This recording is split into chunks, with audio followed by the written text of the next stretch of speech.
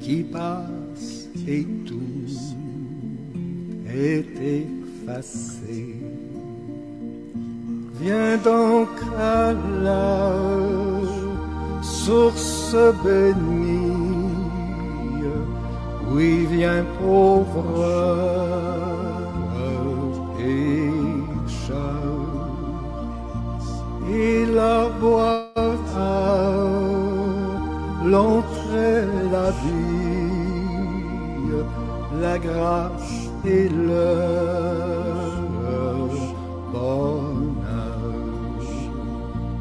Amour divin, grâce infinie, Jésus m'a pardonné.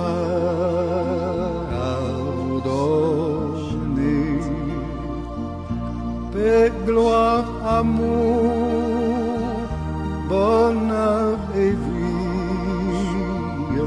Jésus m'a tout donné.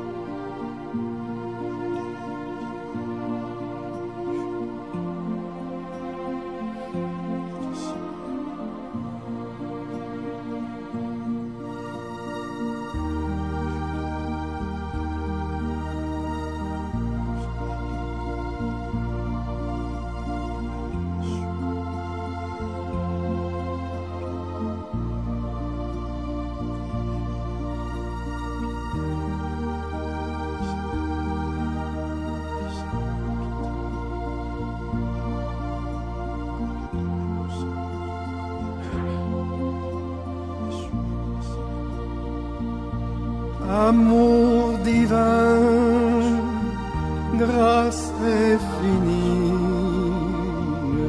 Jésus m'a pardonné.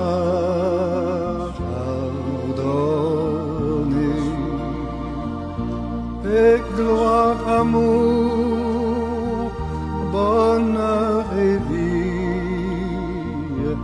Jésus m'a tout donné. Jésus m'a tout donné.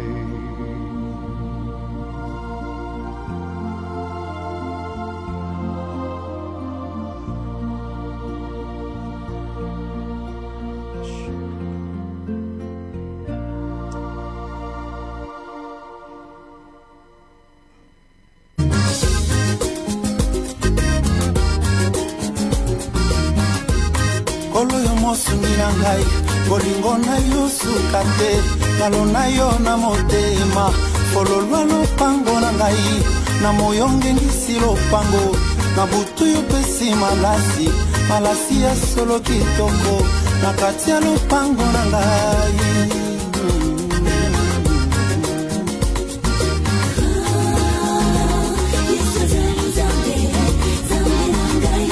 Kolo yo mosungira ngai, bolingo na yo suka te, talo na yo na motema, fololwa lopango na ngai, na moyo ngengisi lopango, na butu yo pesi malasi, malasi ya solo kitoko, na kati ya lopango na ngai, oh Yesu.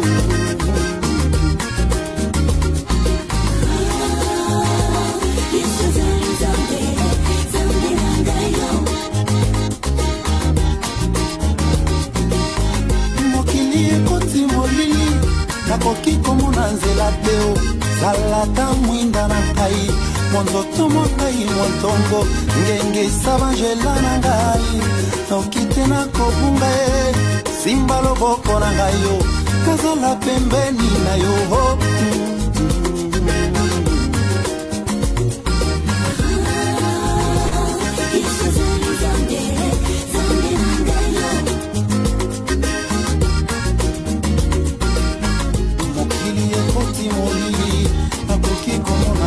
te salata mwinda na ngai nzoto mwa ngai mwa ntongo engisa banjela na ngai yo noki te nakokufa ye simba loboko na ngai nazala pembeni na yo Yesu Yesu Yesu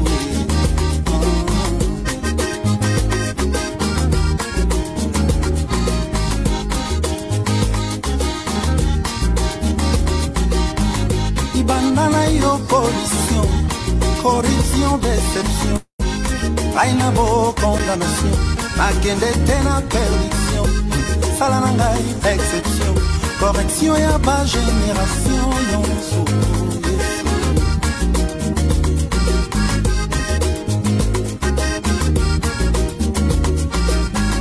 Ibanda na yo pollution corruption déception aina bo condamnation nakende te na perdition sala na ngai exception correction ya ba génération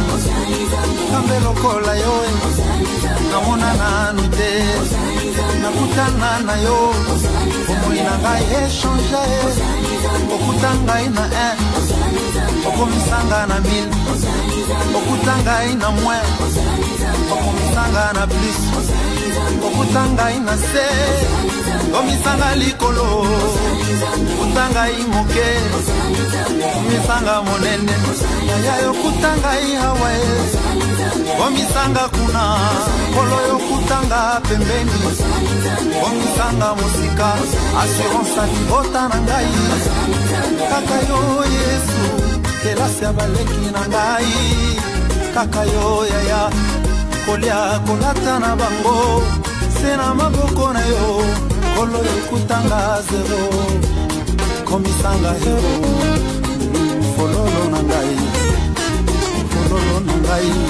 na butu yo pesi malasu na tongo ngengisi lopango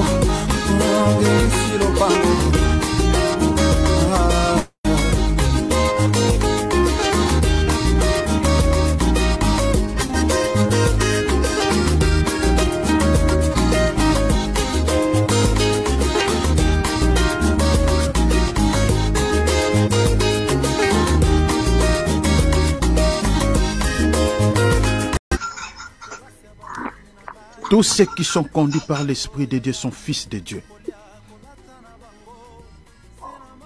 Quel est l'esprit qui te conduit dans ce monde? C'est l'Esprit de Dieu ou l'Esprit du monde? Ou l'Esprit de la chair?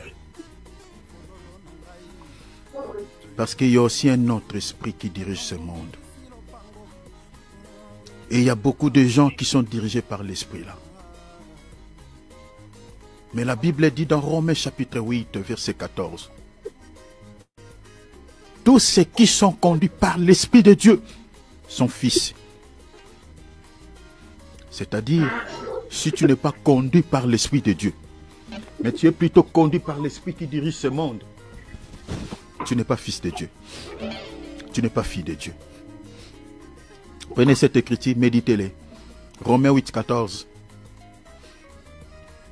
Ceux qui sont conduits par l'Esprit de Dieu, ce sont ceux-là qui sont fils. Ce sont ceux-là qui sont enfants. Et posez-vous la question, est-ce que l'Esprit de Dieu peut conduire quelqu'un dans des boîtes de nuit?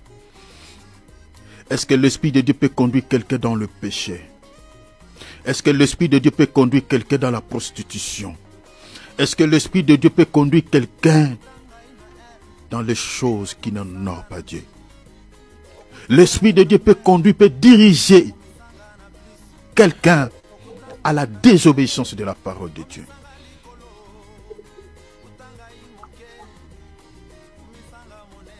Si tu n'es pas conduit par l'Esprit de Dieu, pose-toi la question si tu es fils ou fille de Dieu. Parce que Romains chapitre 8, verset 14 dit, ceux qui sont conduits par l'Esprit, par son Esprit, sont fils. Mais celui qui n'est pas conduit par le Saint-Esprit de Dieu n'a jamais été fils de Dieu. Et pour être enlevé, il faut être scellé par le Saint-Esprit. Si tu n'es pas scellé par l'Esprit de Dieu, si tu n'as pas reçu le sceau de l'Esprit, tu ne seras jamais enlevé, mon frère, ma soeur. Notez ces deux passages. Ephésiens chapitre 4. Lisez le verset 30.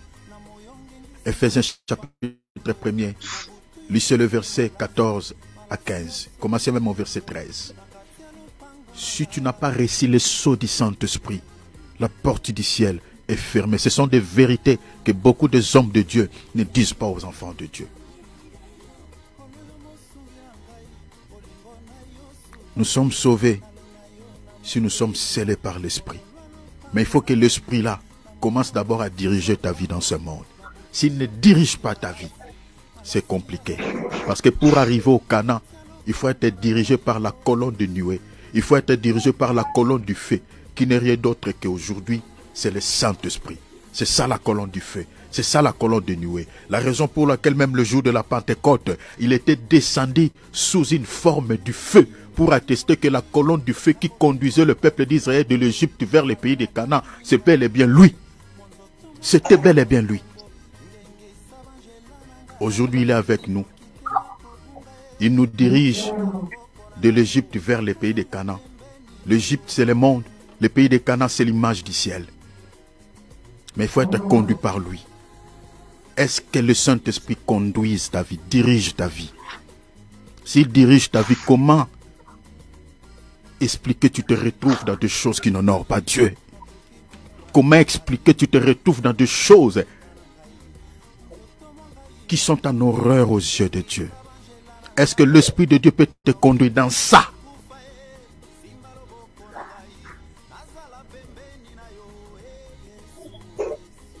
Ceux qui sont conduits par son Esprit sont fils. Alors si tel n'est pas le cas, voici une piste de solution que le Seigneur met à notre disposition. La repentance. Arrange ta vie, il revient très bientôt. Il y revient. Ce n'est pas des slogans, mais il y revient. C'est la vérité. Le but de cette émission, au-delà de tout ce qu'on peut interpréter, au-delà de tout ce qu'on peut déchirer dans les Écritures, mais c'est d'hériter le ciel. Il n'y en a pas deux, il n'y en a pas trois. C'est d'être enlevé. En dehors de l'enlèvement, si le Seigneur enlève l'enlèvement, mes bien-aimés, on ferme cette émission. On n'a pas besoin. Nous suivons tous Satan. Mais nous suivons le Seigneur parce qu'il y a un enfer à éviter et un paradis à gagner. Sois humble devant Dieu. Ne te culpabilise pas. Ne dis pas, mais qu'est-ce que je dois faire? Non. Répands-toi. Arrange ta vie. Mettons nos vies en ordre. Jésus revient. Il était mort pour que tu sois sauvé. C'est 100 Jean chapitre 3 verset 16. Afin que quiconque croit à lui ne meure pas, n'aille pas en enfer, mais qu'il ait la vie, une vie sans fin, une vie éternelle. Demande à Dieu de pouvoir t'aider. Tu ne pries pas bien, tu te laisses trop dans la chair. L'Esprit de Dieu ne peut pas te conduire dans la chair. Sois conduit par l'Esprit de Dieu. L'Esprit de Dieu ne peut que nous conduire dans la sainteté, dans des choses saintes, dans des choses saintes, des choses qui honorent Dieu, dans la prière, dans le jeûne, dans la méditation. Si tel n'est pas le cas, reviens à la case du départ, répands-toi, humilie ton cœur devant ton Père. Il te voit là où tu es, il te regarde. Prions au nom de Jésus, s'il vous plaît. Magabro Ipasu. La vie chrétienne, ce n'est pas une vie facile. C'est une vie du haut et du bas. C'est ça ce qui est expliqué même à l'image de Canaan. La Bible dit que Canaan, c'est un pays où on retrouve des vallées, on retrouve des montagnes, on retrouve également des plaines. C'est ça l'image de la vie chrétienne. Dans la vie chrétienne, nous avons des montagnes. Dans la vie chrétienne, nous avons des vallées. Dans la vie chrétienne, nous avons aussi des plaines.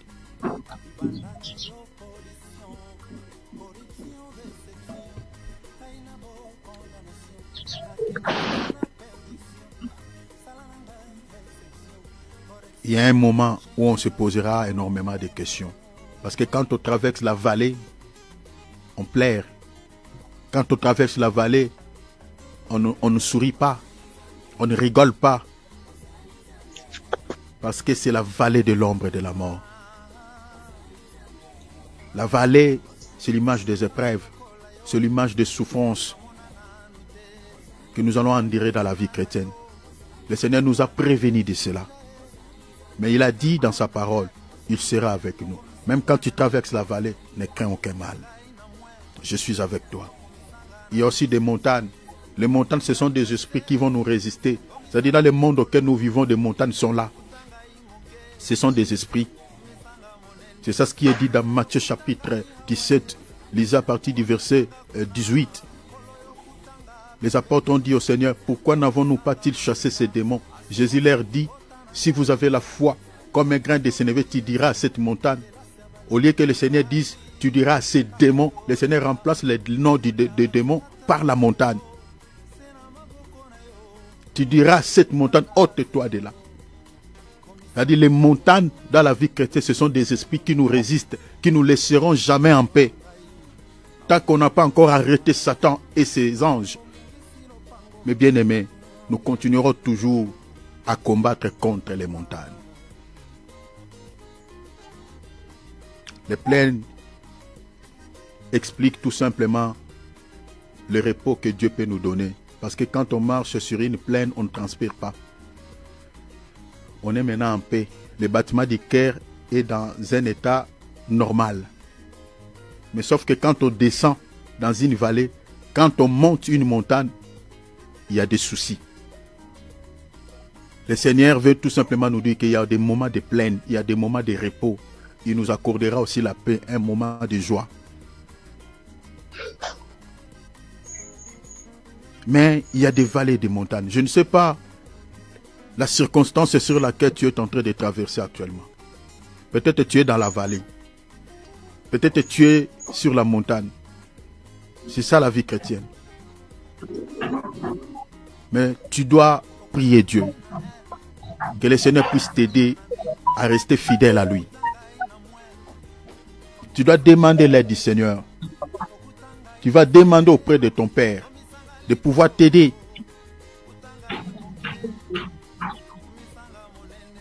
De pouvoir t'aider. De pouvoir te réconforter.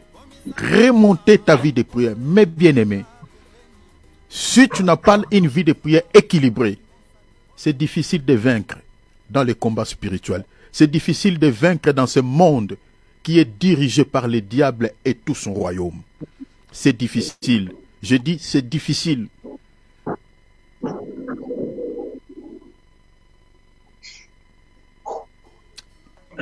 Sois fort dans la prière, s'il te plaît, mon frère, ma soeur. Sois fort dans la prière. Arrêtez la distraction. Je ne sais pas pourquoi je suis en train d'insister. Le Saint-Esprit est en train de parler à quelqu'un parmi nous. Relève-toi. Réveille-toi parmi les morts. Réveille-toi et Christ t'éclairera.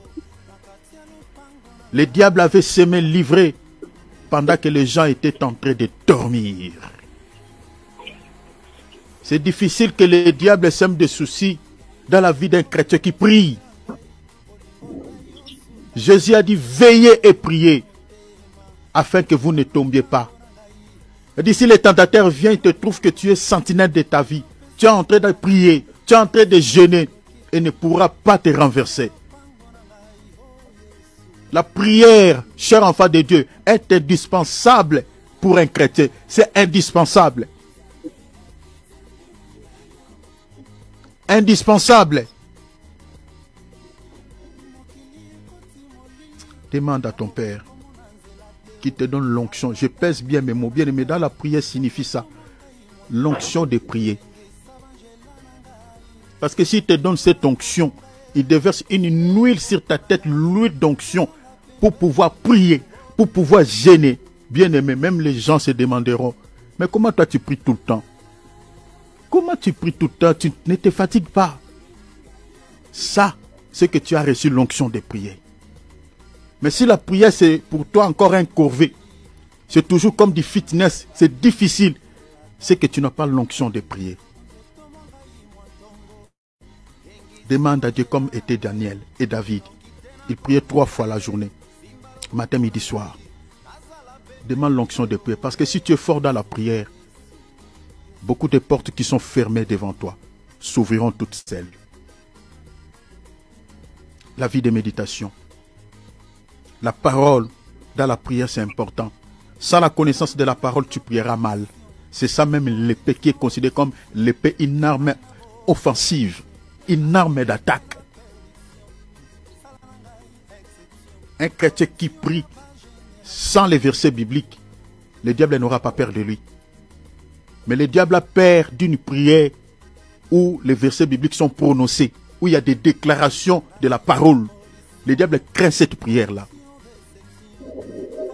Donc demande à Dieu ces 2 choses, ces 2 rames. C'est ça ce qui fait notre force sur le plan spirituel.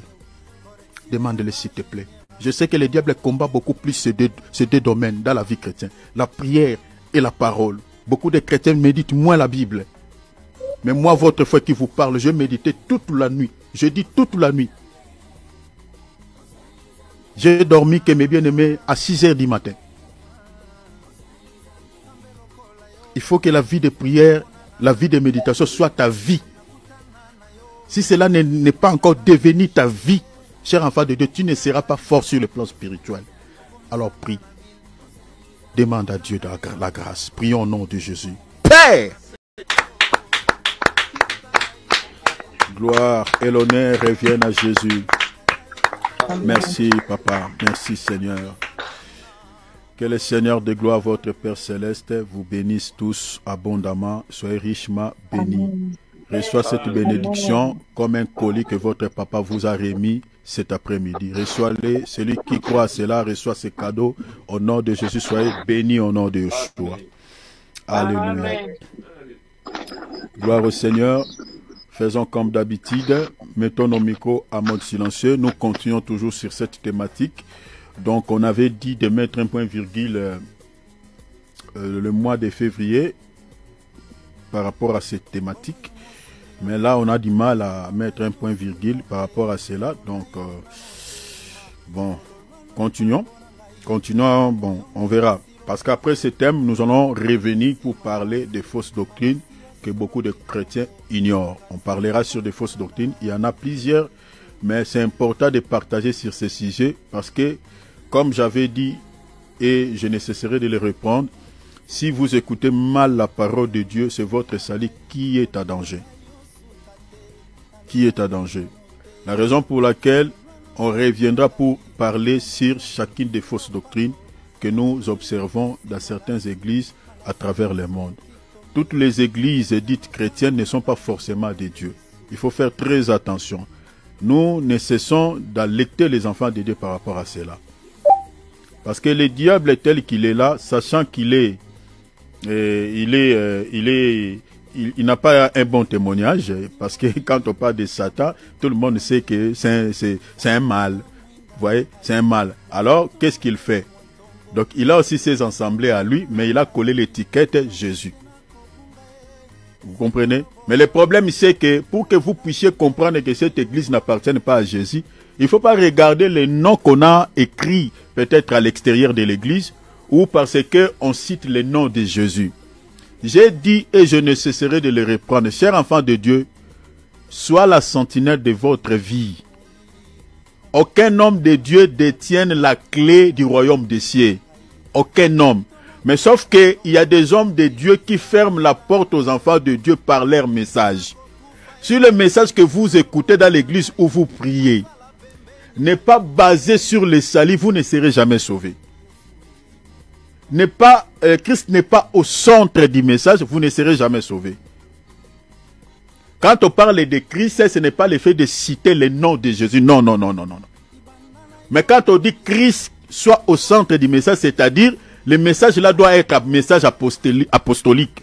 C'est-à-dire un message qui est battu sur le fondement des apôtres et des prophètes selon l'épître aux Éphésiens, chapitre 2, verset 20. Parce que le nom de Jésus, c'est la parole. Apocalypse, je crois, chapitre combien? Chapitre 17, mon frère Philippe, trouve-moi l'écriture, s'il te plaît. Apocalypse, chapitre 16, je crois, verset 13. Le nom de Jésus, c'est la parole. Donc quand on dit que le message soit christocentrique, c'est-à-dire le fondement de ce message doit être au fait l'enseignement des prophètes et des apôtres. Alors, le constat est amer actuellement. Quand on observe ce qui se passe dans nos assemblées, on regarde certaines liturgies, certains dogmes. On se pose la question, on dit d'où est-ce que ces gens ont-ils récupéré toutes ces choses? Parce que dans les Écritures, on ne les voit pas. On ne les voit pas. La raison pour laquelle après ce thème, après le thème que nous sommes en train de partager, on reviendra pour vous expliquer sur chacune des fausses doctrines qu'on retrouve dans nos assemblées. On parlera sur beaucoup de choses, sans embâche. On va vous expliquer noir sur blanc et on va mettre le verset biblique à l'appui.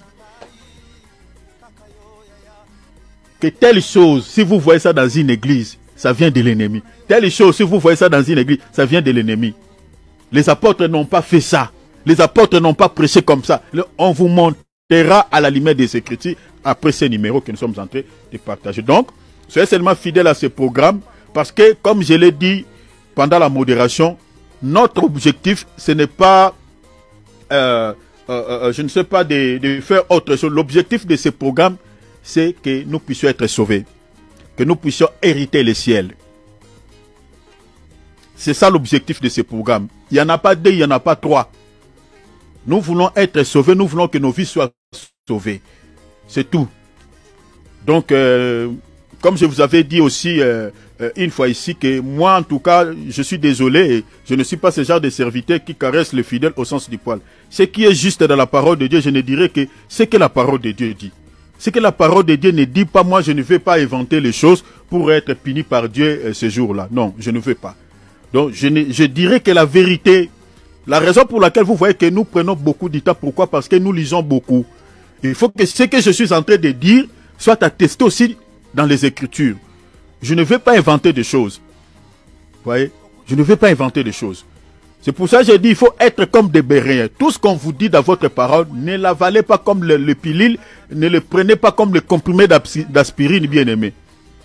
Vérifiez dans votre Bible. Vérifiez.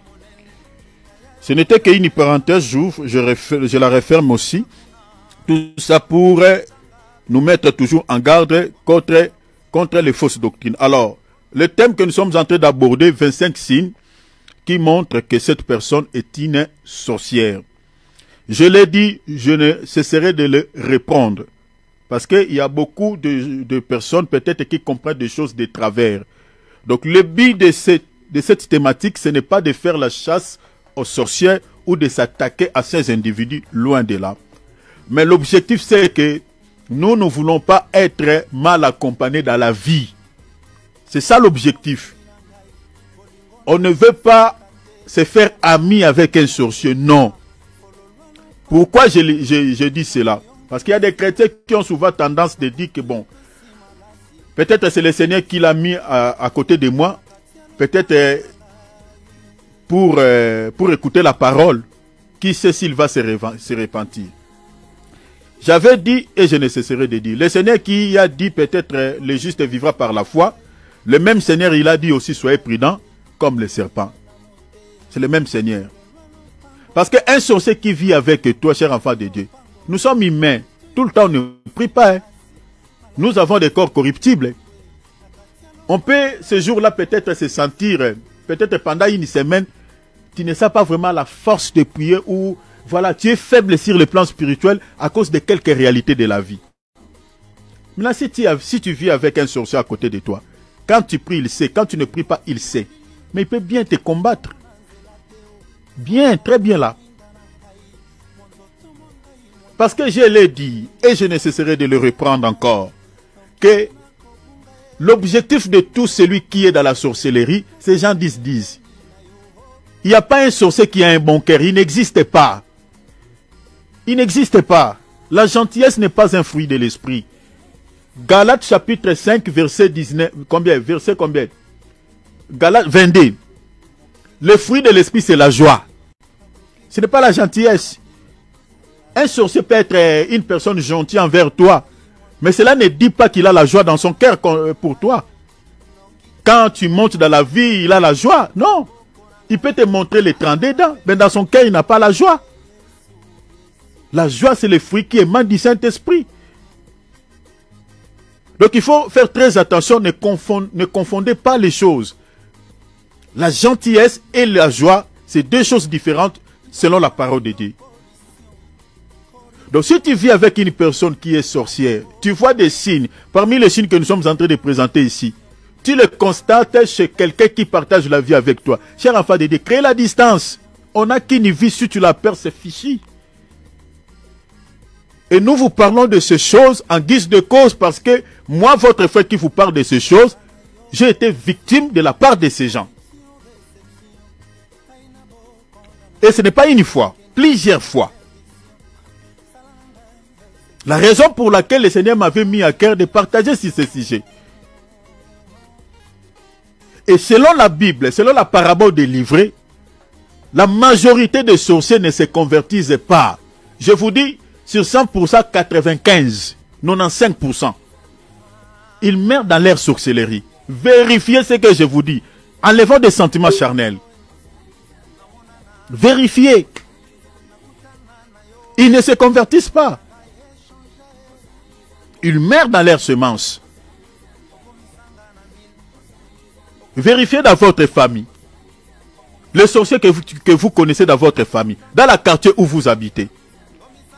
Ces gens-là donnent leur vie à Jésus. Il y a des cas exceptionnels. Je dis bien exceptionnels. Où vous allez entendre les témoignages de quelqu'un qui était dans la magie. Il y en a. Il y en a. De quelques personnes qui étaient dans la sorcellerie qui se sont converties dans le Seigneur. Il y en a. Mais sur ça, il n'y a que 5%. Très peu. Très très peu de cas. Vous n'entendrez jamais la mal. Regardez même dans la Bible. Paul, même dans Acte 13, il était en face d'un sorcier qui s'appelle Élymas. Posez-vous la question, pourquoi les apôtres s'étaient intéressés de prêcher la parole au gouverneur et non à ces messieurs? Par contre, l'apôtre Paul l'avait même maudit. Si vous lisez ce texte, je suis dans Acte 13, lisez l'histoire d'Élymas. L'apôtre Paul ne s'était pas intéressé de lui. Parce qu'il connaissait la nature de il connaissait la nature de ces gens. L'apôtre Paul et Barnabas étaient intéressés d'annoncer l'évangile au gouverneur. Et non à ces sorciers. Deuxième exemple. Allez dans Acte 8. Qui s'appelle comment encore? Simon le magicien. Entre guillemets, qui avait reçu Jésus dans sa vie comme Seigneur et Sauveur.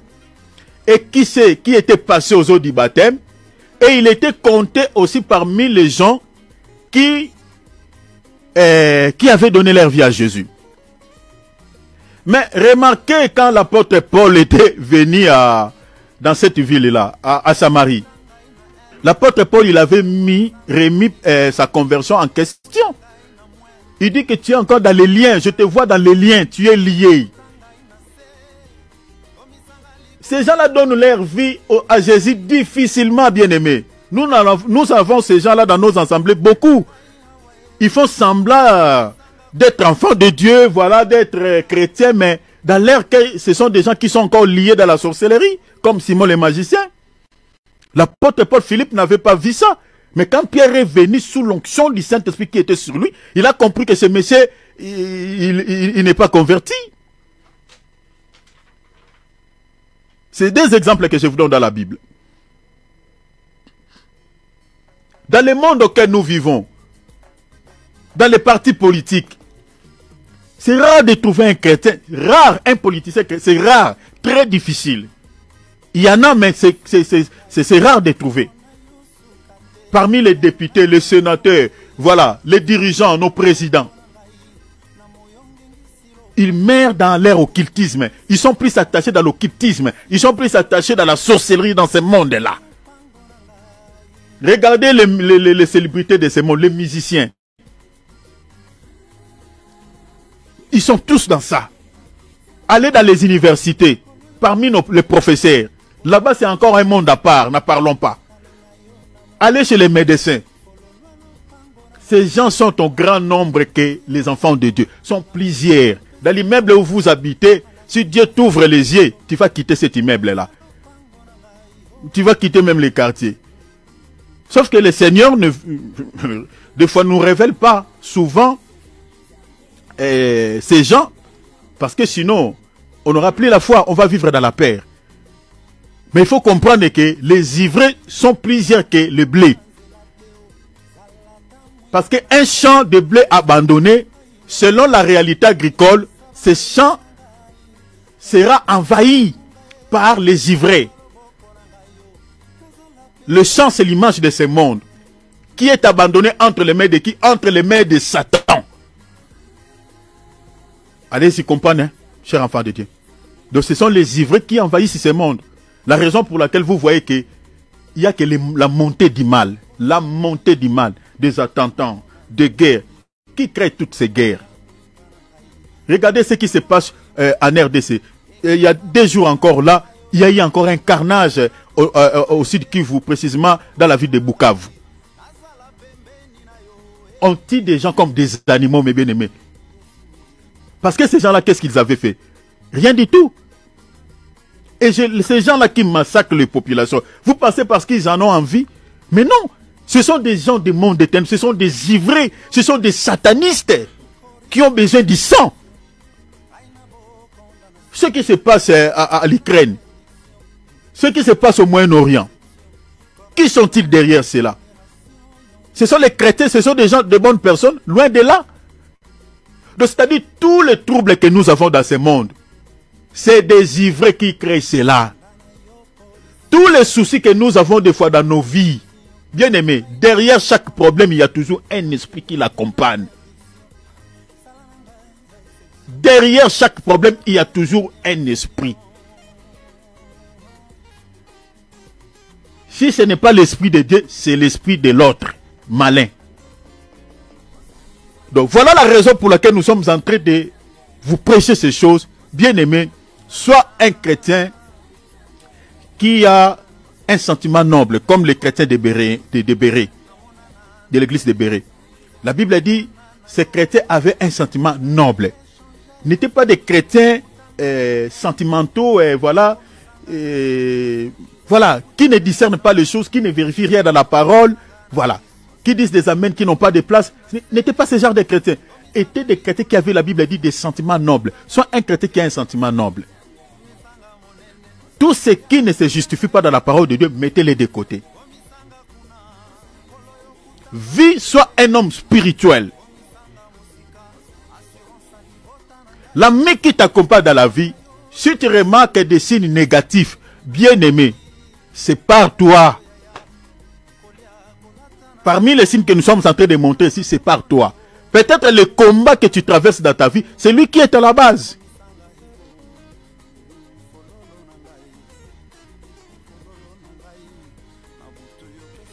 Nous sommes attelés sur les faux témoignages. Les faux témoignages, nous sommes en train de dire que font partie des signes distinctifs qui caractérisent les personnes sorcières. Retenez ça. Et le contenu des faux témoignages, ce n'est pas si autre chose si ce n'est que la calomnie. C'est ça le contenu du faux témoignage. Tu n'as rien fait. Tu n'as pas offensé cette personne. Tu n'as pas volé son truc.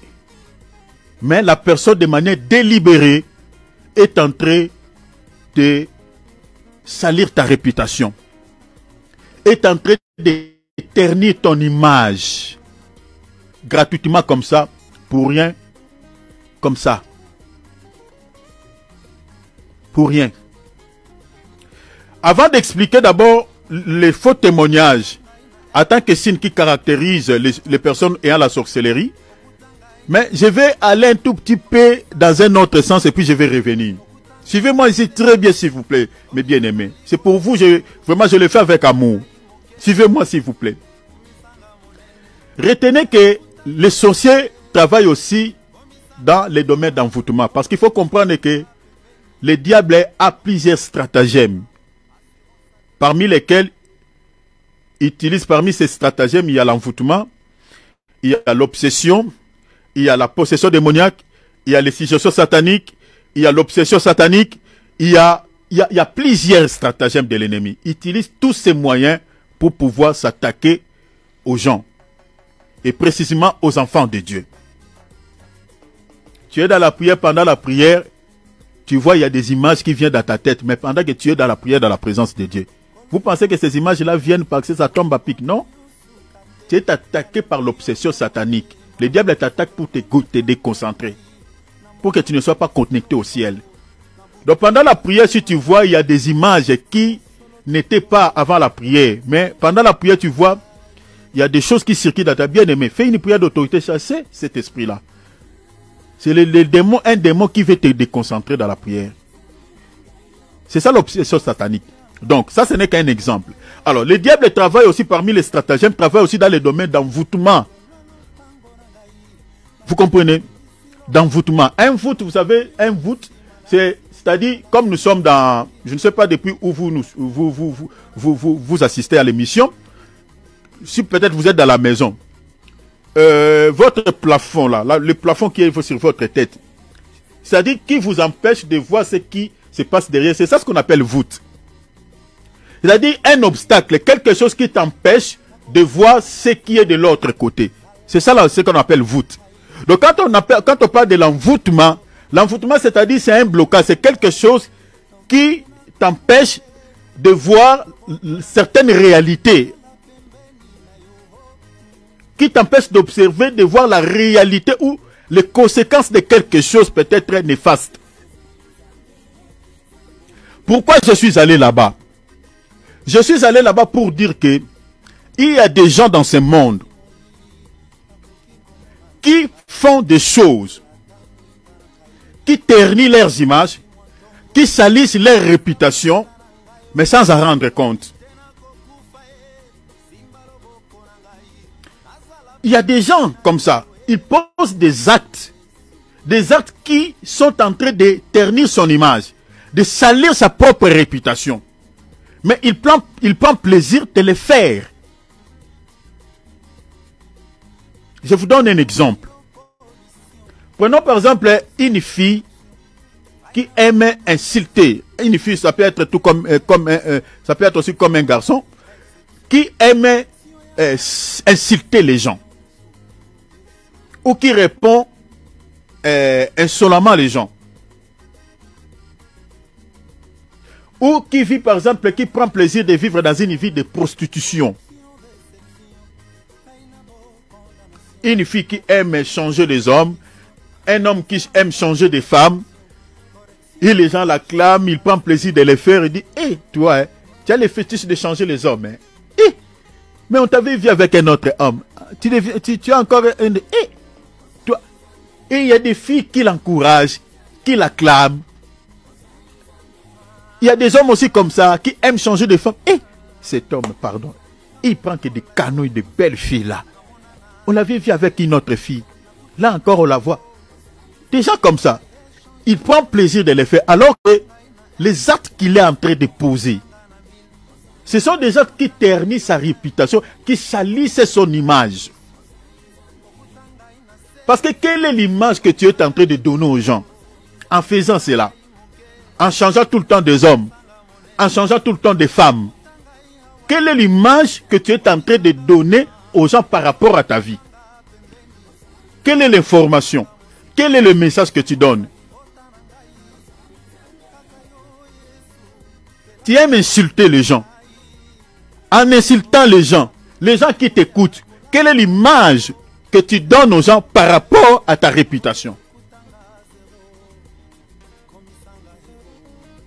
Je peux prendre plusieurs exemples. Vous savez, mes bien-aimés, on ne joue pas avec la réputation. On ne joue pas.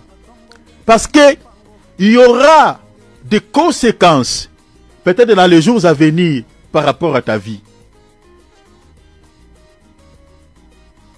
Il y aura des conséquences par rapport à ta vie. tu es quelqu'un, quand tu es en difficulté, si on t'apprête de l'argent, tu ne rembourses pas. Et tout le monde sait que si tu l'empruntes, lui ne rembourse pas. Il y a des gens comme ça. Mais un jour, tu seras vraiment en difficulté, personne ne t'aidera. Tu es une femme, tu aimes changer les hommes. Mais un certain temps, quand ta conscience va revenir à sa place, tu chercheras le mariage te saluera de loin. Je connais le cas d'une sœur qui a une mauvaise réputation. Un jour, je parlais avec une dame, et cette dame était en train de me raconter l'histoire de cette sœur. Elle dit, hey, c'était une femme âgée. Elle était en train de dire, elle dit, cette fille-là que tu vois là, elle commence à me raconter des hommes qu'elle a changés dans sa vie. Maintenant, prenons par exemple, heureusement que moi je suis marié, prenons par exemple, si j'étais célibataire. Maintenant, je m'intéressais à cette fille-là. En entendant cela, vous pensez que je vais me rapprocher de cette fille? Loin de là. Vous voyez? Donc, c'est-à-dire, c'est une fille qui avait déjà une image, une réputation sale. Mais elle-même ne savait pas. Bien aimé, on ne joue pas avec la vie. Hein. Les actes que tu es en train de poser, si ce sont des actes mauvais, l'un des 4 matins, ça va te rattraper. Nous attribuons tout aujourd'hui à Satan. Mais attention, nettoyons aussi nos comportements, nettoyons nos actes, nettoyons aussi nos œuvres. Parce que si nos actions ne sont pas bonnes, ça peut jouer sur notre réputation dans le futur.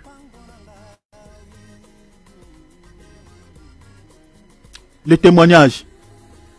Regarde les actes que tu poses. Quel est le témoignage que tu laisses derrière toi? Quel est le témoignage?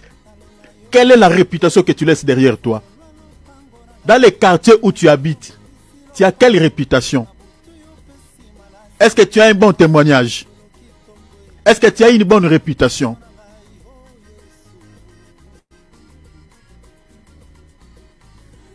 Vous savez, la réputation, les bons témoignages, regardez même dans la Bible, je vous donne un exemple, vous allez comprendre que, bien aimé, il faut nettoyer ton image dans le milieu où tu vis. Il faut nettoyer ton image. Que tu sois quelqu'un qui a des bonnes réputations. Vous avez regardé l'histoire d'une femme dans la Bible qui s'appelait Rahab. Cette femme, dans toute la Bible, en fait, elle est l'ancêtre de Jésus. Si vous lisez par exemple dans Matthieu, chapitre 1, verset 5. Cette femme, elle était devenue l'ancêtre de Jésus. Donc, c'est-à-dire, elle est la grand-mère de Jésus. Jésus est descendu de la lignée de cette femme. Mais, cette femme, avant de devenir l'ancêtre de Jésus, elle avait une vie de prostitution. Même dans la Bible, son nom est reconnu comme étant une prostituée. Je vous renvoie, lisez le texte, Hébreux 11, 31. Lisez même Jacques là, Jacques a parlé de cette femme. Mais quand l'auteur aux Épîtres des Hébreux parle de Rahab, qui est l'ancêtre de Jésus, elle ne parle pas de Rahab, qui était devenue l'ancêtre de Jésus, mais elle parle de Rahab avant de devenir l'ancêtre de Jésus, c'est-à-dire une prostituée. Jacques aussi a fait pareil. Lisez même Jacques 2, 25, vous verrez ça. La réputation de cette femme, malgré elle était devenue l'ancêtre de Jésus, mais sa réputation n'était pas soignée. Son témoignage n'était pas lavé. Elle est toujours reconnue en tant qu'une prostituée, une femme qui avait une mauvaise vie, une femme qui avait une sale vie. Vous voyez la réputation? Lisez ce passage que je vous donne. Hein. Même Marie, la sœur de Lazare, elle se ressemble aussi à Rahab. Elle était aussi dans la prostitution. Dans la Bible, malgré ses nombreux péchés, étaient pardonnés. Je vous renvoie dans Luc chapitre 7. Vous lisez à partir du verset 37, lisez jusqu'au verset 48. L'histoire se trouve là-bas. Jésus avait pardonné ses nombreux péchés. Mais dans la Bible, au lieu d'écrire l'histoire de cette femme après sa repentance, sa conversion, mais on a fait mention de sa vie passée. On appelle une femme pécheresse, une femme d'une mauvaise vie, était reconnue dans tout Israël. Bien-aimé, attention, attention, attention avec les actions que tu poses, avec des actes que tu poses. Ta réputation est dedans. Chaque acte que tu poses, ton témoignage est dedans, est inclus dedans.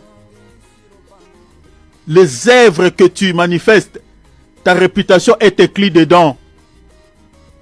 Si tes actions sont mauvaises, ça va jouer sur ta réputation. La vie nous réserve pas mal de surprises. Il y a beaucoup de surprises dans la vie. On ne sait jamais. Nettoie ton image dans le milieu où tu vis. Nettoie ton image dans les quartiers où tu vis.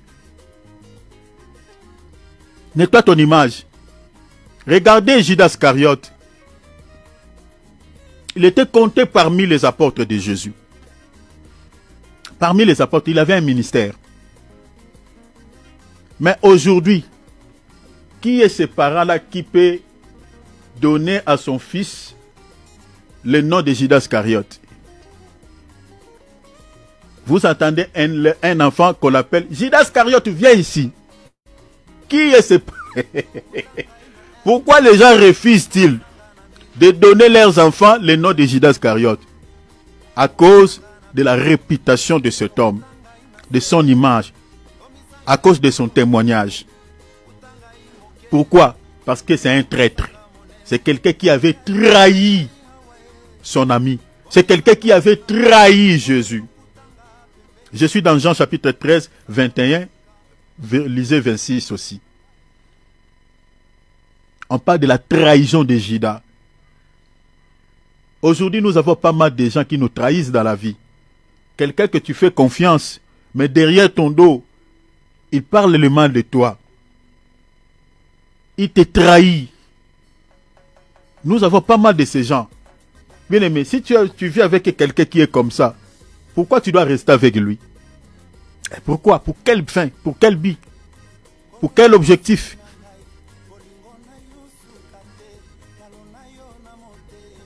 Judas Iscariote. Personne dans ce monde ne souhaitera, ne peut souhaiter de donner à son fils le nom de Judas Iscariote. Personne. À cause de sa réputation. C'est pour dire que, bien aimé, faisons attention. Les actes que tu poses, regarde s'il est bon ou il est mauvais. Dans les milieux où tu vis, qu'est-ce que les gens disent de toi? Qu'est-ce que les gens racontent en ton sujet? Parce que nous vivons dans un monde, mes bien-aimés, on ne sait jamais qui va t'aider dans la vie. Qui va peut-être te connecter dans une relation qui peut te bénir dans la vie. On ne sait jamais. On ne sait jamais. Qui peut être le canal de ta bénédiction. On ne sait jamais. Voilà pourquoi il faut soigner l'image. Voilà pourquoi il faut avoir un bon témoignage. Voilà pourquoi il faut avoir une bonne réputation. Parce qu'on ne sait jamais par qui le Seigneur peut passer pour te lever dans la vie. Par qui le Seigneur peut passer pour t'introduire dans un mariage, ma soeur. Par qui le Seigneur peut passer pour te donner un bon travail. On ne sait jamais. Donc, il faut avoir un bon témoignage devant les hommes, devant les gens. Regarde ce que Ecclésiaste dit. Ecclésiaste chapitre 7, verset 1er. Une bonne réputation vaut mieux que les bons parfaits. Vous voyez, la Bible parle de la bonne réputation. Une bonne réputation vaut mieux que les bons parfums. Je peux m'arrêter là. C'est ce qui m'intéresse, la partie A. La Bible parle de la bonne réputation. La bonne réputation que des bons parfums. Pourquoi on compare la réputation au parfum? Bien que cette écriture peut être interprétée même dans la révélation, mais je vous épargne de certaines choses là-dessus. Restons dans la doctrine. Pourquoi on compare la bonne réputation au bon parfum? Vous savez, dans le parfum, il y a l'odeur, non? Une bonne odeur. Mais la Bible dit quoi? Mieux vaut la bonne réputation, c'est-à-dire, dans la réputation, il y a aussi l'odeur. La raison pour laquelle on compare la réputation au parfum. Dans la réputation, il y a aussi l'odeur. Mais sauf que la Bible dit quoi? Mieux vaut une bonne réputation que des bons parfums. Pourquoi? Parce que l'odeur du parfum ne dure que peu de temps. Ne dure que peu de temps. Si tu les mets, ça va rester pendant un temps. Après un temps, cette odeur-là finira. Mais l'odeur de la réputation reste. Elle demeure à perpétuité. Même si tu meurs, l'odeur de ta réputation dans ce monde restera. Aujourd'hui, nous parlons de Rahab la prostituée, mais elle n'existe plus. Nous parlons de Judas Iscariote, il n'existe plus. Mais l'odeur de cette mauvaise réputation de Judas Iscariote, le fait qu'il avait trahi son maître, cette odeur-là demeure jusqu'à aujourd'hui. Rahab, une femme qui a existé il y a plusieurs millénaires. Mais l'odeur de sa réputation jusqu'à aujourd'hui, ça demeure. Hein? L'odeur de la réputation demeure, même après ta mort. On continuera à parler. Si tu étais dans de bonnes choses, on parlera de tes bonnes œuvres. Mais si tu étais dans de mauvaises choses, on parlera de tes mauvaises choses. Voilà pourquoi la Bible dit, mieux vaut la bonne réputation que des bons parfums. Quel est le témoignage que tu laisses derrière toi quand tu passes, quand tu fais des choses? Quelle est l'odeur que tu laisses sentir aux gens? Attention, attention, on ne sait pas qui peut être le pont pour que tu sois élevé dans la vie.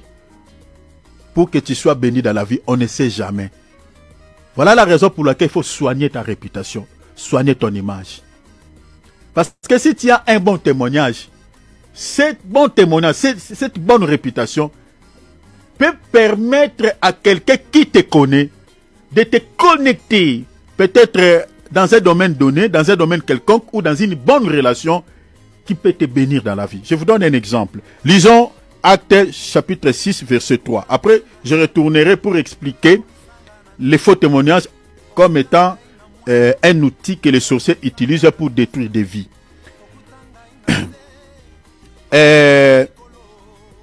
Acte chapitre 6, verset 3. Je suis dans la traduction français courant. J'ai aimé cette traduction.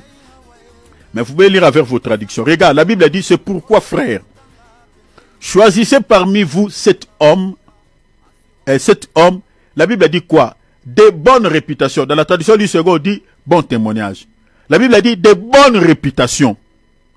Pourquoi on dit cet homme qui a une bonne réputation? Comme on a lu tout à l'heure dans Ecclésiaste. La Bible a dit, rempli du Saint-Esprit, je saute, et de sagesse, on a ajouté d'autres critères. La Bible a dit, nous les chargerons ce travail.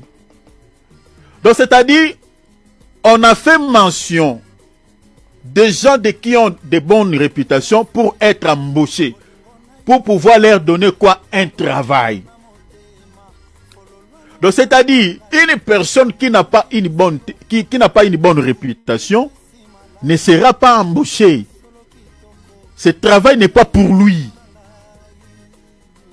Admettons maintenant, ces gens qu'on avait donné cette tâche de chercher cette personne pour leur donner un travail. Maintenant, dans les quartiers où ces gens-là vivaient, s'ils n'avaient pas un bon témoignage, donc le travail là n'était pas pour lui. Même s'ils cherchaient le travail, ils cherchaient du boulot, on ne va pas les recevoir. À cause de quoi? À cause de leur témoignage, à cause de leur mauvaise réputation. Remplacer le travail ici par un autre domaine de la vie. Ça peut être un mariage. Je vous donne un témoignage. Moi, par exemple, en Afrique, j'avais mes filles que j'encadrais dans la foi. Et parmi mes filles, la majorité, tous étaient célibataires. La majorité. Et moi aussi, moi j'étais fiancé à ma femme. On n'était pas encore mariés, mais j'étais fiancé. Et il y a une de ma fille, je vous ai pas des détails. Et après, parmi mes filles, il y avait aussi, j'encadrais aussi des frères. Alors il y avait un frère qui avait besoin de se marier. Et il m'a demandé, parmi les filles, quelle est une bonne fille que je lui conseille parmi les filles que moi je connais. S'il y a vraiment une sœur qui a la crainte de Dieu, qui a un bon témoignage, qui a un bon comportement, il m'a demandé des critères. Si je connais parmi les sœurs que j'encadre, une sœur vraiment qui lui peut s'engager avec elle. Et parmi mes sœurs, j'avais au moins 3 filles qui avaient un bon comportement, qui avaient un bon caractère. En tout cas, leur comportement, ça me plaisait beaucoup. Et je lui ai conseillé, ces 3 filles, je lui ai proposé. Et lui, il a choisi parmi ces 3 une. Je vous dis, ils se sont mariés, je ne vous ai pas de détails. Jusqu'à présent, sont ensemble avec elle. Le frère est heureux dans ses mariages. Il est heureux. Pourquoi cette fille avait trouvé le mariage? Parce qu'elle avait une bonne réputation. Une bonne réputation.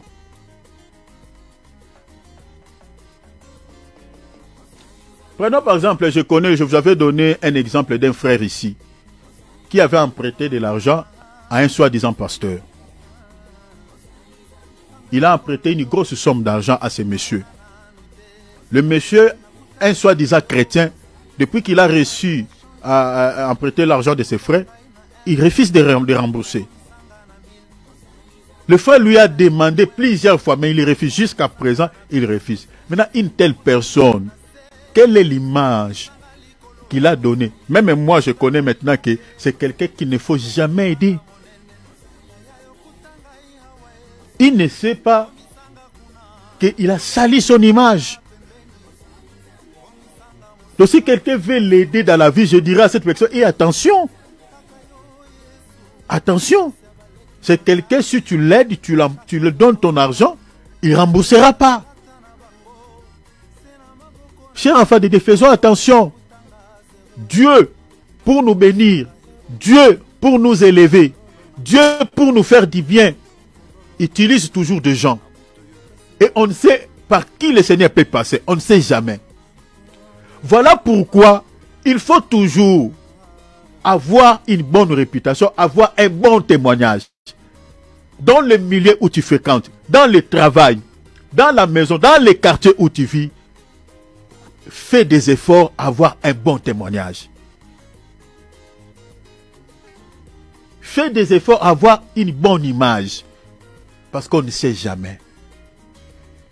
Donc, j'étais allé là-bas pour nous mettre en garde parce que on ne sait jamais dans la vie qui peut t'aider. On ne sait jamais. On ne sait jamais. Alors, lisons Exode chapitre 20, verset 16. Exode chapitre 20, verset 16.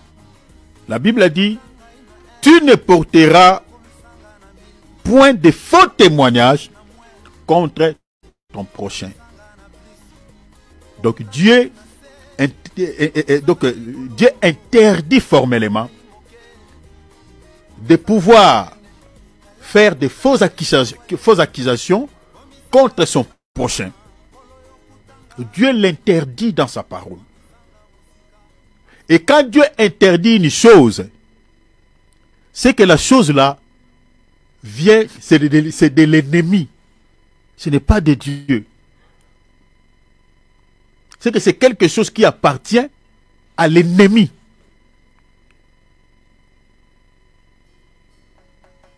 Donc, les faux témoignages, nous sommes en train de dire que font partie des signes distinctifs qui caractérisent les personnes sorcières. Les faux témoignages, c'est un fruit de la chair. Les faux témoignages, c'est un fruit diabolique qui caractérise la personne ayant la sorcellerie au-dedans de lui. Si tu vis avec quelqu'un qui aime calomnier les gens, il faut se débarrasser de cette personne. En tout cas, il faut se débarrasser. Parce que ce qu'il fait aux autres, il peut le faire aussi à toi. Tu vis avec quelqu'un qui aime faire des fausses accusations, salir l'image des gens. Il faut se débarrasser, enfant de Dieu. Il faut quitter une telle personne. Parce que tu ne sais pas quand toi tu n'es pas aussi là. Qu'est-ce qu'il dit derrière ton dos? Qu'est-ce qu'il raconte? Parce que un faux témoignage ou de fausses accusations infligées à quelqu'un, cher enfant de Dieu, ça peut jouer sur la vie d'une personne. Ça peut au fait créer des ennuis dans la vie de cette personne. Les fausses accusations, des faux témoignages. Laisse-moi vous dire que le diable est fort dans ces domaines-là. Il est tellement fort. Les sorciers travaillent dans ces domaines-là. De salir l'image des gens. Faire des fausses accusations contre la vie des gens. Des gens qui ne sont pas dans ces choses-là. Les gens qui n'ont pas ce qu'on est en train de coller sur lui. Mais le diable est champion. Les sorciers sont champions dans ces domaines-là. Salir l'image des gens. Moi, votre père qui vous parle là, il y a des gens qui ont sali mon image comme ça. Qui ont dit des choses que moi je n'ai jamais fait. Qui ont dit des choses que je ne connais même pas. Les gens qui font ça, l'objectif c'est quoi? C'est de nuire à ta réputation. Salir ton image. Parce que vous savez, qu'est-ce qu'un faux témoignage peut jouer sur la vie d'une personne? Parce que je vous ai dit tout à l'heure, le contenu du faux témoignage, c'est la calomnie. C'est la calomnie, retenez ça. Ne les dissociez pas, mettez-les dans une même boîte. La calomnie égale les faux témoignages. Parce que le contenu du faux témoignage, c'est la calomnie. On est en train de calomnier une personne. L'objectif c'est quoi? C'est de nuire à sa réputation. Et vous savez que mes bien-aimés, comme je viens de dire tout à l'heure, une personne qui a une mauvaise réputation, ça peut jouer sur sa vie sur le plan moral, ça peut jouer sur sa vie sur le plan social, ça peut jouer sur sa vie même sur le plan professionnel. N'oubliez jamais cela. Vous voyez pourquoi le diable travaille dans ces domaines, les sorciers travaillent dans ces domaines. Parce qu'ils savent ce que ça peut donner comme résultat. Ils savent. Si vous voyez quelqu'un qui aime salir l'image des gens, surtout si tu connais que cette personne-là, les choses qu'on est en train de coller sur sa vie, il n'est pour rien. Il faut faire très attention à de telles personnes qui font de telles déclarations. Des accusations fausses contre les gens. Ça peut jouer sur le plan moral.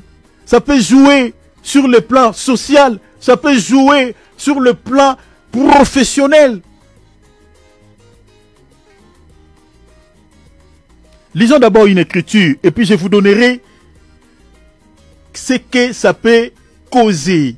Ce que ça peut, un faux témoignage ou la calomnie, ce que peut infliger sur la vie d'une personne. Bien-aimés, c'est pour cela que je vous dis, soyons prudents. Soyons prudents. Les sorciers sont forts dans ces domaines-là, de salir l'image des gens. Je vous donnerai quelques exemples sur le plan moral. ce que ça peut faire. Je vous donnerai également quelques exemples sur le plan social, ce qu'un faux témoignage peut jouer. Je vous donnerai également quelques exemples sur le plan professionnel, ce que la calomnie peut donner comme résultat dans la vie d'une personne. Mais lisons d'abord des passages. Psaume chapitre 15, verset 2 à 3. On lira également Proverbe chapitre 12, verset 17. Celui qui marche dans l'intégrité, qui pratique la justice et qui dit la vérité selon son cœur. La Bible a dit quoi? Verset 3. Il ne calomnie point avec sa langue. Il ne fait point de mal à son semblable. Vous voyez, la calomnie, c'est un mal infligé à son semblable. La Bible a dit, il ne jette point l'opprobre à son prochain.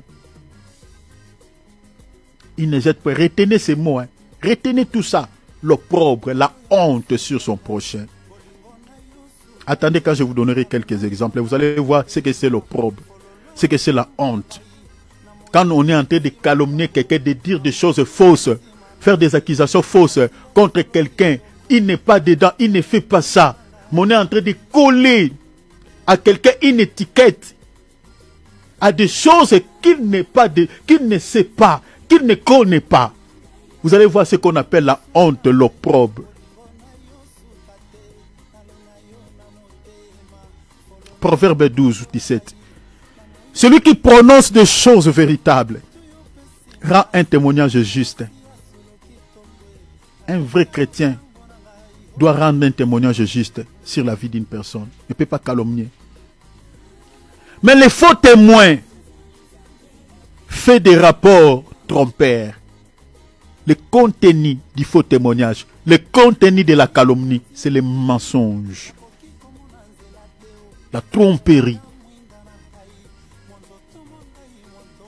Je connais, il y a des gens qui sont morts à cause des faux témoins.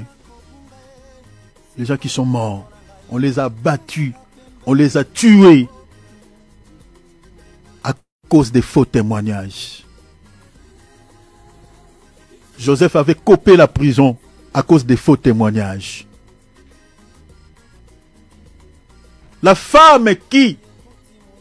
Cette femme qui devrait normalement être emprisonnée, cette femme, parce qu'elle voulait tromper son mari. Vous connaissez l'histoire de Joseph avec la femme de Potiphar. Je suis dans Genèse chapitre 39. Lisez à partir du verset 8. Normalement, celle qui était censée, c'est celle qui devrait être normalement emprisonnée, c'était cette femme. Parce que c'était une femme qui voulait tromper son mari avec Joseph. Mais un innocent. La femme avait retenu l'habit de Joseph entre ses mains comme un élément de preuve mensongeur. Elle a fourni cette preuve à la justice et dit, regardez, même son habit est resté. Donc forcément Joseph avait fui, torse nu, et l'habit était resté entre les mains de la femme. Donc en regardant Joseph torse nu et son habit est resté entre les mains, donc on a créé un mensonge. La femme savait que dans son cœur, les accusations étaient en train de porter contre Joseph étaient fausses. Mais pour nuire à la vie de Joseph, pour infliger du tort à la vie de Joseph, elle a dit, toi, tu vas pourrir en prison. Parce que Joseph devrait accepter de coucher avec elle, mais Joseph a refusé. Aujourd'hui, nous avons des chrétiens qui couprissent dans la prison à cause de la vérité. Je connais aux États-Unis de l'Amérique une femme, elle travaillait, qui avait refusé, elle était greffière, qui avait refusé de mettre sa signature au mariage de personnes de même sexe. Cette femme-là, entre guillemets, d'après la loi des lois bidons, devrait être arrêtée. Et je ne sais pas si elle est libérée, mais cette femme, elle a été arrêtée à cause de la vérité.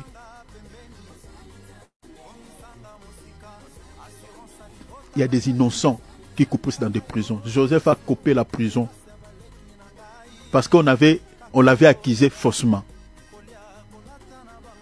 dans nos prisons là, dans nos pays, il y a des innocents qui sont dedans. Hein. Parce qu'on avait témoigné. Une fille, bon, puisqu'elle est mineure, elle est dit non, ce papa voulait me violer et tout ça, elle est en train de pleurer. Alors que c'est quelque chose qu'on a monté de toutes pièces. On a payé peut-être beaucoup d'argent à la maman de cette fille-là, de pouvoir faire des accusations fausses contre quelqu'un. Aux États-Unis, c'est fréquent ce genre de choses, je vous dis. Il y a des gens qui ont fait 20 ans de prison après la vérité est sortie. La fille, après avoir grandi, elle a compris qu'elle avait emprisonné un innocent. Elle a senti la culpabilité. Tapez sur Internet, vous tomberez sur des vidéos comme ça. Quelqu'un qui a copé 20 ans de prison pour des choses qu'elle n'a pas posées. Des actes qu'elle n'a pas posés. Et après la vérité est sortie. La vérité, la fille est venue et dit, tout ce que j'avais dit, c'était faux. On m'avait poussé de le dire pour nuire, pour détruire sa vie.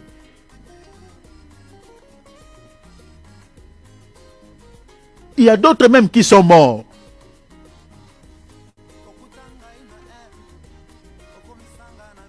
La calomnie peut causer un préjudice moral, peut causer un préjudice moral, peut causer un préjudice social, peut causer également un préjudice professionnel sur la vie de quelqu'un. Peut jouer. Je vous donne quelques causes, hein, quelques préjudices qu'un faux témoignage, qu'une calomnie peut causer sur la vie de quelqu'un. Je vous donne quelques causes sur le plan moral, sur le plan social et sur le plan professionnel. Et je crois qu'on mettra un point virgule là. Dimanche, c'est moi qui va faire l'émission L'homme dédié à Alex Esquizen, parce qu'il est empêché. Donc dimanche, c'est moi qui va faire. Donc on va continuer là. On va s'arrêter par là. Je vous donne quelques conséquences néfastes qu'un faux témoignage peut faire, et la calomnie, c'est que peut faire dans la vie d'une personne. Je vous explique quelques conséquences sur le plan moral, social et professionnel. La première cause de la calomnie, c'est que peut donner, la première cause, je parlais du préjudice moral. Comme conséquence, ça donne quoi? Ça peut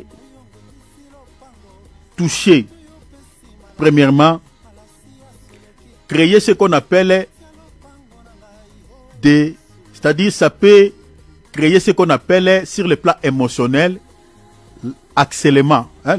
Quand on parle des harcèlements moraux, ça peut jouer sur la psychologie de quelqu'un, sur le plan émotionnel. Je vous parle par exemple de quelqu'un qu'on insulte matin, midi, soir. Ou quelqu'un qu'on est en train d'humilier matin, midi, soir. Vous savez ce que ça peut créer sur le plan moral, ce que ça peut causer. Parce que vous savez, quand on insulte quelqu'un, souvent, on peut insulter quelqu'un des injures, par exemple, des choses peut-être fausses qui ne pas, par exemple, on dit, allez là-bas, tiens une fille, par exemple, un homme sale ou une fille sale, par exemple. Mais en réalité, elle n'est pas une fille sale, elle n'est pas un homme sale. Mais si c'est des injures publiques, comme aujourd'hui nous avons la toile, surtout si vous allez sur TikTok, oh là-bas, oh là là, là-bas c'est tout, hein, tous les coups sont permis, hein. Et là-bas il y a des guerres qui se font, la guerre médiatique, il y a des gens qui s'attaquent là-bas. Vous allez entendre, bah, cette fille-là est en train d'insulter l'autre, l'autre est en train d'insulter l'autre, voilà, tiens, ceci, tiens, il y a même des images, des photos, il y a tout. Mais prenons par exemple cette personne-là qu'on est en train d'insulter par exemple. Si des choses-là, les choses qu'on est en train de dire au sujet de sa vie, ça peut créer une sorte sur le plan émotionnel de stress. Les insultes, ça crée des stress. Même votre propre enfant, si vous l'insultez matin, midi, soir, il sera stressé. Ça va créer une souffrance psychologique. La personne n'aura pas la paix. Vous voyez, la personne est en train de vous injurier, des injures, des choses que tu ne fais pas. Et tout le temps, c'est ça. Ça peut jouer sur le plan moral, sur le plan émotionnel. Et vous savez, quelqu'un qui vous déteste, quelqu'un qui vous calomnie, il peut dire n'importe quoi au sujet de votre vie. Il peut dire n'importe quoi au sujet de votre vie. Et surtout si dans ta conscience tu sais que les choses qu'il est en train de dire au sujet de ma vie, ce sont des choses que je ne connais pas. Tout ce que ça peut vous créer, c'est des stress et une souffrance psychologique. Ça, c'est ce que la calomnie peut causer sur le plan moral dans la vie d'une personne. Parce que dans la calomnie, dans le faux témoignage, il y a tout. Il y a des injures, il y a tout. Il y a tout dedans. Deuxième des choses, sur le plan moral, l'atteinte, par exemple, à la vie d'une personne, à la vie privée de quelqu'un, sur le plan moral. Je vous donne, par exemple, quelques exemples. On prend par exemple vos photos intimes, où tu vivais avec un ami ou une amie, surtout ici, je parle souvent les femmes. Par exemple, on prend par exemple vos photos intimes, votre nudité. On balance cela sur la toile, comme aujourd'hui. On le voit, si vous entrez sur la toile, il y a des gens qui sont humiliés comme ça. Vous savez, sur les plans, je connais l'histoire d'une femme qui vivait dans une vie de l'impudicité. Parce qu'elle est païenne, elle était païenne. Je parle, elle était pourquoi? Parce qu'elle est décédée.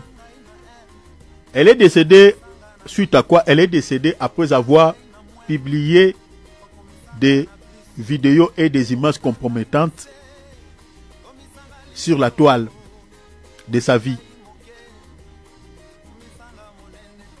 Des vidéos de son intimité, des photos de son intimité sur la toile, sur la place publique. Et sur le plan psychologique, la femme n'a pas supporté ce choc. Elle a fait l'arrêt cardiaque, elle est décédée.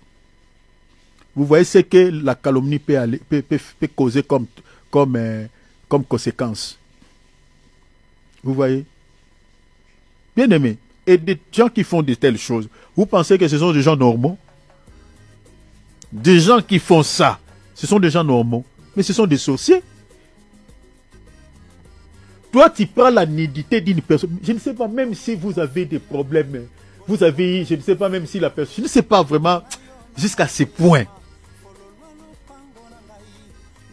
Tu prends les images de l'intimité de quelqu'un, tu balances cela sur la place publique. Est-ce que tu as réfléchi d'abord avant de le faire? Atteinte à la vie privée. Tu as réfléchi. Combien de filles qui ont pleuré sur la place, sur les réseaux sociaux, parce qu'on a publié sa nudité sur la toile? Combien de filles qui ont pleuré? Récemment, ici, on a publié des images compromettantes d'un monsieur responsable. J'étais son nom ici. D'un monsieur responsable. Le monsieur, il a déjà des grandes filles. Il a même des petits-fils. Donc, on a publié des images. C'était une vidéo de sa nudité sur la place publique, mes bien-aimés. Je me suis mis à la place de ces messieurs. Mais bien-aimés, quand je dis tout tourné, hein. Je me suis mis à la place de ces messieurs, je dis, maintenant, avec ses enfants à la maison, ils se regardent comment? Avec ses petits-fils, ils se regardent comment? Vous imaginez? Et je regarde l'état sur le plan émotionnel de ce monsieur, comment il se sent au niveau psychologique, dans son esprit, dans son cerveau. Comment ces messieurs-là se sentent? Mais bien aimé, la calomnie, les faux témoignages, ça peut aller jusqu'à ce niveau. Ça peut aller jusqu'à ce niveau. Quelqu'un qui te calomnie, qui veut nuire à ta vie, qui veut t'infliger du tort à la vie, à ta vie, il peut aller... ces gens-là posent de telles actions. Il peut récupérer même des informations sensibles de ta vie. Moi, je suis tombé déjà à des amis comme ça. Quelqu'un qui te fait confiance. Qui connaît ta vie de A jusqu'à Z. Après avoir se séparé avec toi, il prend tes informations, les informations sensibles de ta vie. Il commence à distribuer cela comme des biscuits aux gens. Et dans quel objectif? De te salir, de te nuire. Est-ce que vous voyez cela? La calomnie. La calomnie peut aller même à la discrimination. La calomnie peut aller même jusqu'à la discrimination. Les rejets. Peut rejeter une personne. Se moquer d'une personne. À raison par exemple de son origine. Parce que voilà, à cause de la couleur de ta peau, à cause de ton origine. Voilà, nanani, nanana. Ça peut aller jusqu'à ce niveau. Parce que la calomnie, les faux témoignages, c'est comme une boîte à Pandore. Le racisme est dedans aussi.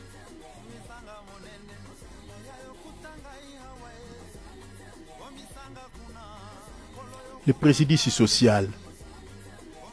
La calomnie peut causer aussi un préjudice social à la vie de quelqu'un. Les gens peuvent se déconnecter de toi en attendant seulement que voilà, vous ne savez pas. Oh, il est dans ça, oh. Oh, il est comme ça, oh. Les gens qui se rapprochaient de toi. Si tu fréquentais par exemple un millier, tu étais par exemple un membre dans un groupe quelconque, les gens se déconnectent de toi. Tu es isolé. Tu deviens isolé. La calomnie. Ça peut créer une exclusion sociale, c'est-à-dire tu es abandonné de tous. Et vous ne savez pas. Mais il est dans ça. Mais alors que tu n'es pas dans ça. Non, il fait ça, il fait ça. Et vous savez, dans ce monde, souvent, les gens ne vérifient pas. Hein. Les gens ne vérifient pas.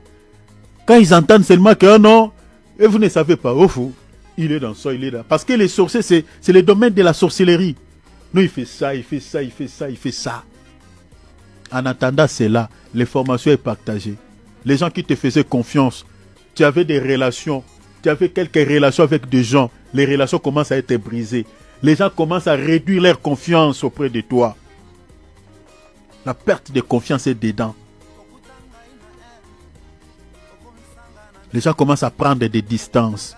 À raison de quoi? À raison de fausses accusations. La calomnie.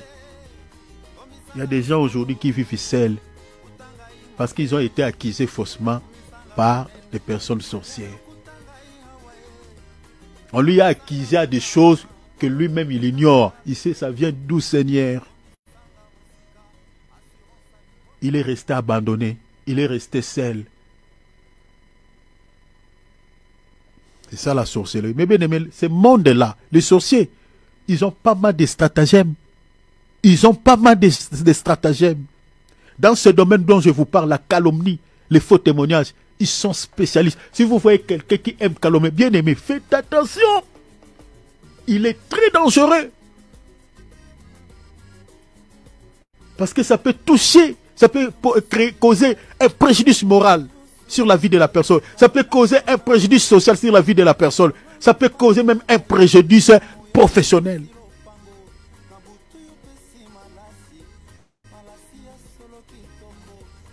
Prenons par exemple quelqu'un qui est célèbre.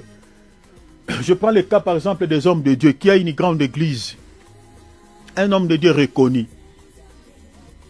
Un homme de Dieu qui a l'onction. Un homme de Dieu qui sert Dieu avec un bon cœur. Vous savez, si le diable veut réduire les membres de son église, qu'est-ce que le diable peut faire? Il peut salir son image seulement. On envoie seulement une belle femme dans son bureau. Et la femme se déshabille. Il y a des hommes de Dieu qui sont tombés dans ça. Hein. La femme se déshabille toute nue. Elle commence à crier. Ah, elle veut me violer. Je t'ai venu faire la consultation spirituelle. Une sorcière. Je connais pas mal des hommes de Dieu. L'homme de Dieu est sorti dans son bureau. Il ne sait quoi. Ce sont des choses qui sont déjà arrivées dans une église que je tais le nom à Kinshasa. Ce sont des choses qui sont déjà arrivées. Des femmes qu'on appelle des Karachika. Hein, ceux qui connaissent ce film. Hein, le film de Karachika. Ce film-là, ce qu'on avait montré dans ce film-là, c'est un film nigérien. Ce qu'on avait montré dans ces films-là, dans les cinémas-là, ce sont des choses qui se font. Une femme envoyée depuis le monde des ténèbres pour faire chuter un homme de Dieu. Maintenant, l'homme de Dieu a refusé de tomber dans l'impudicité. Maintenant, la femme fait quoi? Elle est venue comme dans une consultation prophétique. Consulter l'homme de Dieu. Et de là, la femme s'est déshabillée, elle commence à crier. C'est quelque chose qui s'est passé déjà à Kinshasa, dans une église. Et après cela, les anciens de l'église, ils ont interpellé l'homme de Dieu. Il dit, ah, l'homme de Dieu. Une femme, elle est restée toute unie. Elle veut me violer, elle commence à pleurer. Et vous savez, aujourd'hui, avec notre justice, souvent, on prend plus la place des femmes. Hein. On les défend plus. Et on commence à compatir avec elles. Oh non, ne pleure pas. Et tout ça. Attendez, voilà, il faut porter plainte. Voilà, on commence à lui pousser, il faut porter plainte. Elle aussi, cette sorcière, elle commence à dire, oui, moi je n'ai pas des avocats, est-ce que vous pouvez m'aider? Oh mon Dieu, que Dieu nous sépare de ces Karachika, de ces sorcières. Et dans cette église, après cet événement, qu'est-ce qu'ils avaient, après avoir vérifié, ils ont trouvé que c'était faux.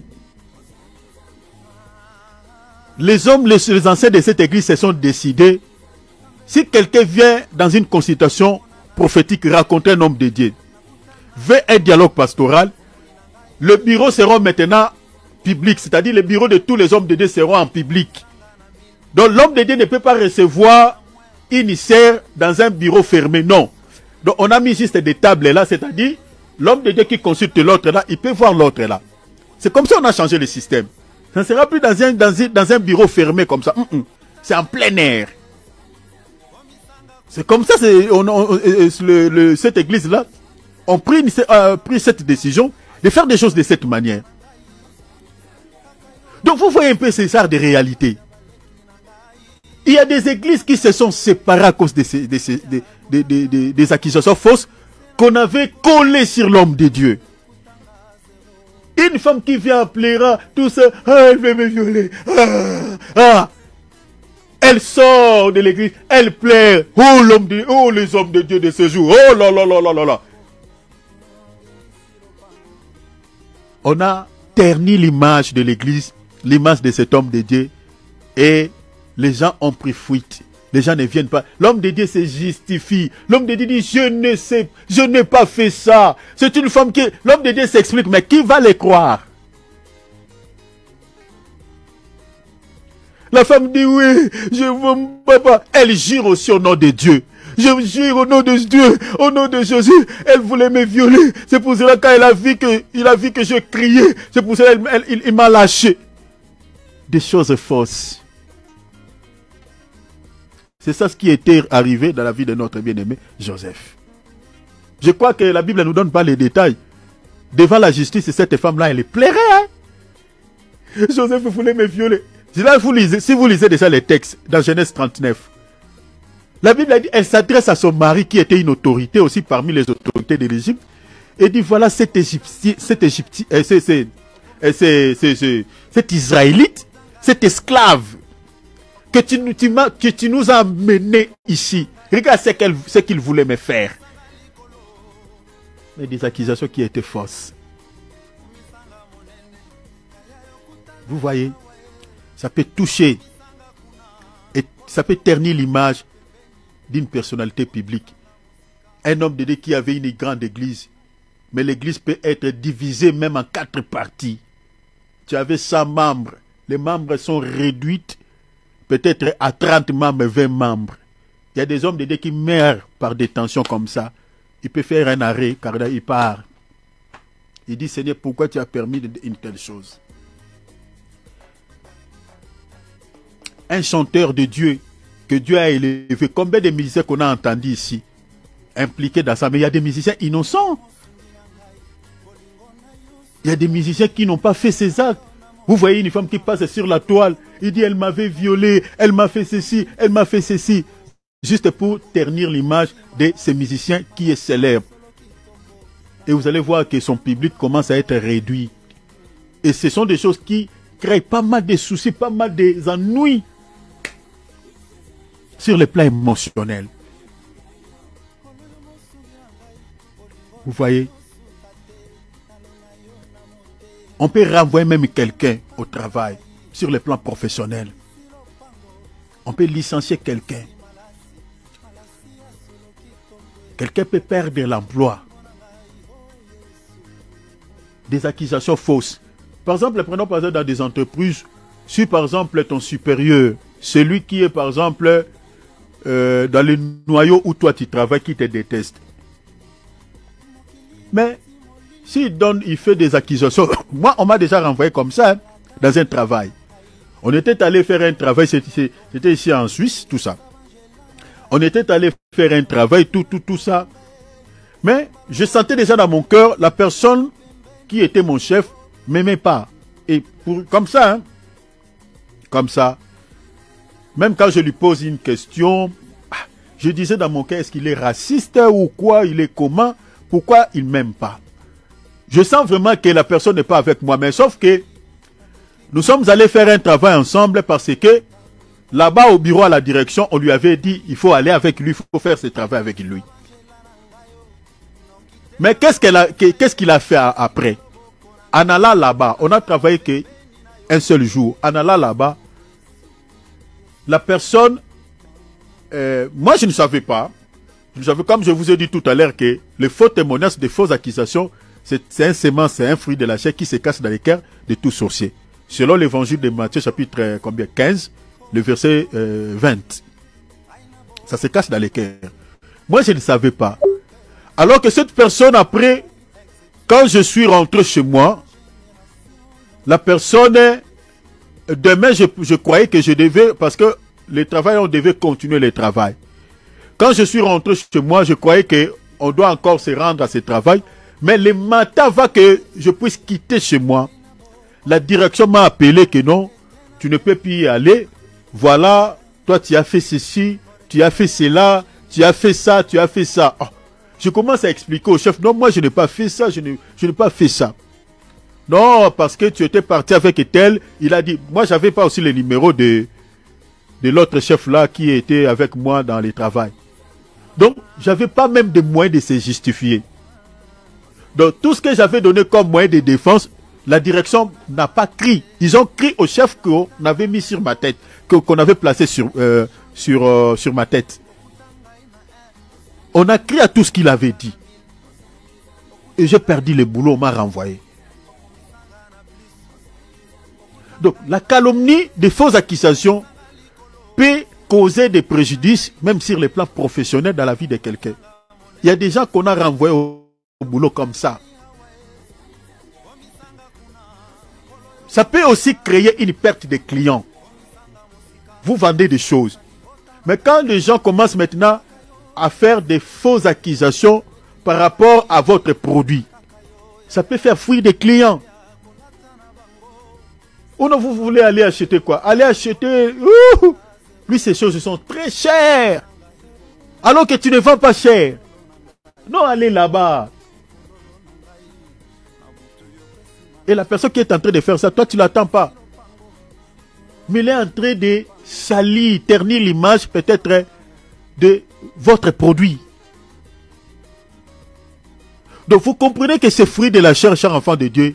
Si vous voyez quelqu'un qui aime faire des fausses accusations contre quelqu'un, qui aime calomnier des gens, chers enfants de Dieu, il y a 65% de chances qu'il soit sorcier. Il y a 65% de chances qu'il soit sorcier. Parce que les faux témoignages, c'est un fruit de la chair, un fruit diabolique qui caractérise une personne et à la sorcellerie. Alors il ne faut jamais faire des yeux doux quand tu vois quelqu'un qui salisse la réputation des gens. Surtout si tu connais cette personne-là. Tu sais que les choses qu'on est en train de coller sur sa vie, la personne n'est pour rien. Il faut faire très attention avec de telles personnes qui aiment salir la réputation des gens. Nous allons prier. Demain, on va continuer.